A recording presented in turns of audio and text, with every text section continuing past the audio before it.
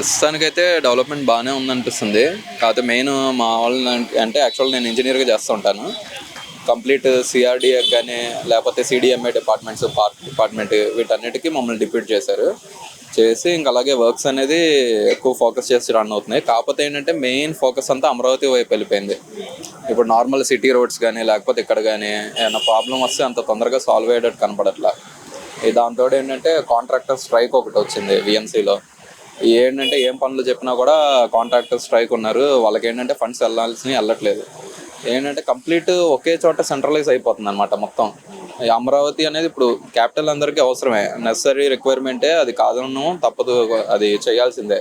కాకపోతే ఒక్కడే దాని మీద సెంట్రలైజ్డ్ ఫోకస్ అయ్యేటప్పటికి మిగిలినవన్నీ కొంచెం సైడ్ అయిపోతున్నాయి అనమాట. ఇప్పుడు ఇంకా డెవలప్ చేయాలంటే కొంచెం ఐటీ సెక్టర్ తెస్తే కొంచెం మంచిగా ఉండిద్ది.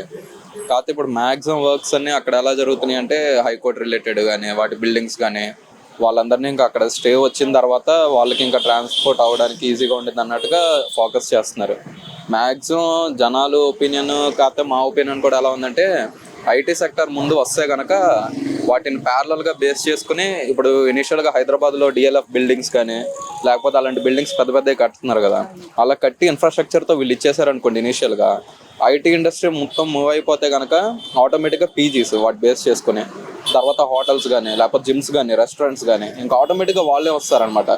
ఒక్క ఐటీది తీసుకుని వస్తే కనుక మనకి చాలా హెల్ప్ఫుల్గా ఉండిద్ది. మా దాంట్లో ఏంటంటే మెయిన్ బీటెక్ చేసి లేకపోతే వేరే వేరే చాలా ఎడ్యుకేటెడ్ పర్సన్స్ కూడా ఏంటంటే జాబులు లేక అందరం బయటకు వెళ్ళిపోవాల్సి వస్తుంది. ఇప్పుడు మేమేంటంటే లోకల్ ఇక్కడ ఎగ్జామ్ రాసి వీటిల్లో ఉన్నాం కాబట్టి ఇంకా లోకల్లోనే కాబట్టి ఇక్కడ సరిపోతుంది. నార్మల్గా స్టూడెంట్స్ ఇది అయ్యి ఇక్కడ అవ్వాలంటే కనుక జాబ్స్ అనేవి ఏం లేవు అసలు. ఇక్కడ ఇంకా ఐటీ సెక్టర్ ఇక్కడికి ఇంకా ఏం రాలేదు కదా సార్. అదే రాలేదు, అదే ఫస్ట్ అది వస్తే కనుక వైజాగ్ వచ్చింది. అలాంటివి ఫస్ట్ మెయిన్ అమరావతిలో మా తరపున ఏంటంటే మెయిన్ అవి ఫోకస్ చేస్తే చాలా బాగుంది అనిపిస్తుంది. ఎందుకంటే మన దాంట్లో ఎడ్యుకేషన్ బాగానే ఉంది, అంతా ఇస్తున్నారు కానీ ఫెసిలిటీస్ ఇక్కడ మొత్తం అంతా ఇదయ్యి వేరే వాళ్ళకి స్టేట్కి గ్రోత్ కోసం పనిచేస్తున్నారు. ఇప్పుడు మన వాళ్ళే హైదరాబాద్ కానీ బెంగళూరు కానీ ఇంకా వీటి సైడ్ వెళ్ళిపోతున్నారు, వాళ్ళకి స్టేట్ డెవలప్మెంట్కి అక్కడే వర్క్ చేస్తున్నారు. అదేదో మనకి ఇక్కడ ఫస్ట్ ఐటీ సెక్టర్ వచ్చింది అనుకోండి బాగుంటుంది. దాంతో ఇన్ఫ్లేషన్ ఒకటి భయంకరంగా ఉంది. ఏంటంటే కూరగాయల రేట్లు ఇది వస్తే అసలు మరీ దారుణంగా ఉన్నాయి. ఇదివరకు 500 అలా తీసుకెళ్తే అసలు ఒక సంచి నిండా కానీ 2 సంచులు కానీ వచ్చాయి. ఇప్పుడు అసలు 1/2 సంచి కూడా రావట్లేదు అసలు కూరగాయలు.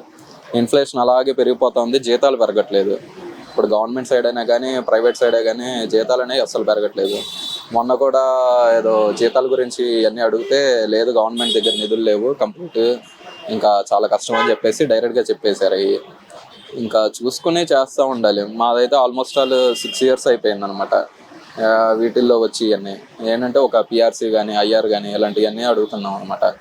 లేదు ప్రస్తుతానికి ఫండ్స్ లేవని చెప్పి డైరెక్ట్గా చెప్పేస్తున్నారు.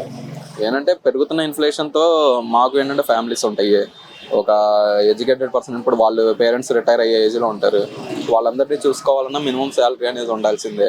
ఇప్పుడు మేము సాఫ్ట్వేర్లో అలా వెళ్ళిపోయాం అనుకోండి మంచి శాలరీస్ వస్తాయి. కాకపోతే ఇక్కడ లోకల్లో ఉండడం వల్ల నాకు ఆ ఛాన్సెస్ లేవు. ఇంకా ఇప్పుడు మీకు ఇలా ఉందన్నారు, మరి జగన్ గారి గవర్నమెంట్ ఉన్నప్పుడు అప్పుడు ఎలా ఉంది సార్? అప్పుడు కూడా ఇంత ఇబ్బందులు ఫేస్ చేశారా? అప్పుడు ఉన్నాయండి, ఎప్పుడైనా ఉన్నాయి. కానీ మెయిన్ ఏంటంటే గవర్నమెంట్ ఏదైనా వచ్చినప్పుడు మెయిన్ గవర్నమెంట్ది ఎప్పుడు ఇది అవుతుందంటే పెరుగుతున్న రేట్లు కానీ లేకపోతే వాటిని కంట్రోల్ చేసే విధానంలో కానీ వాళ్ళు ఏం స్టెప్స్ తీసుకుంటున్నారు అనే దాన్ని బట్టి ఉంటుంది. ఏ గవర్నమెంట్ అయినా అవ్వనివ్వండి, వాళ్ళు ఏంటంటే స్టెప్స్ ఎలా తీసుకున్నారు, ఇన్ఫ్లేషన్ ఎలా కంట్రోల్ చేయగలుగుతున్నారు అనే దాని మీద బాగుంటుంది అనమాట మొత్తం గవర్నెన్స్ అనేది. ఇప్పుడు ఉండడానికి కూడా అలా కంట్రోల్ చేస్తే చాలా బెస్ట్ అనిపిస్తుంది. మన దాంతో ఎల్నినో ఉంది, అసలు పంటలు లేవు ఈసారి, దాంతో ఇంకా భయంకరంగా పెరుగుతూ ఉంటాయి రేట్లు. గవర్నమెంట్ ఏంటంటే ఆలోచించి ఎలా కంట్రోల్ చేయాలి వాటిని ఇంకేమైనా స్టెప్స్ తీసుకుని, ఎందుకంటే సీనియర్ మోస్ట్ అఫీషియల్స్ అందరూ గవర్నమెంట్ దీంట్లో ఉంటారు క్యాడర్లో, వాళ్ళందరూ ఐడియాస్ తీసుకుని గవర్నమెంట్ వచ్చేస్తే బెస్ట్ అనమాట. ఏ గవర్నమెంట్ అనేది డిఫరెన్స్ ఏది కాదని అలా చేస్తే ఏ గవర్నమెంట్ అయినా అది. కూటమి ప్రభుత్వం వచ్చిన కాడి నుంచి కొంచెం పర్లేదండి, బాగానే ఉంది, ఇబ్బంది లేదు. ఏదైనా మనకి అనుకూలంగానే చేసుకొచ్చుకుంటున్నాం. అది అంటే అన్ని బాగానే ఉన్నాయి అంటారా? అన్నీ బాగానే ఉన్నట్టే, సరుకులు కానీ బాగానే ఇబ్బంది లేదు. విషయానికి వచ్చేసరికి ఎలా ఉంది సార్?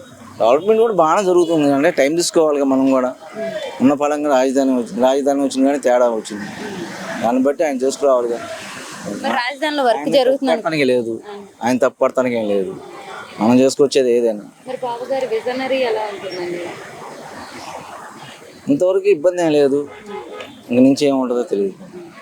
మరి పవన్ కళ్యాణ్ గారు వారు కూడా బాగానే చేసుకొస్తున్నారు. అంటే ఇద్దరు ఆయన కృషి ఆయన చేసుకొస్తున్నారు, ఎవరిని ఇబ్బంది పెట్టట్లేదు. ఇంతకు ముందు ప్రభుత్వం కంటే బెటర్గా ఉందండి. బాగానే ఉందండి, అంటే జగన్ గవర్నమెంట్ కంటే బాగుంది. పర్లేదు. వైఎస్ఆర్ ఉన్నంత వరకు బాగానే ఉందండి. వైఎస్ఆర్ వచ్చిన తర్వాత మన జగన్ గారు వచ్చిన తర్వాత కొంచెం తేడా పడింది అంతే.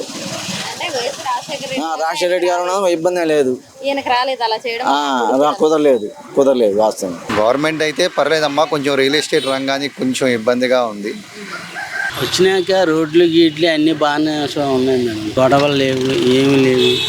అంతకుముందు ప్రభుత్వంలో గొడవ న్యూసెన్స్ గొడవలు ఉండేవి, ఎక్కబడితే రౌడీగా అయ్యింది. ఇప్పుడు అయ్యేమి లేవు.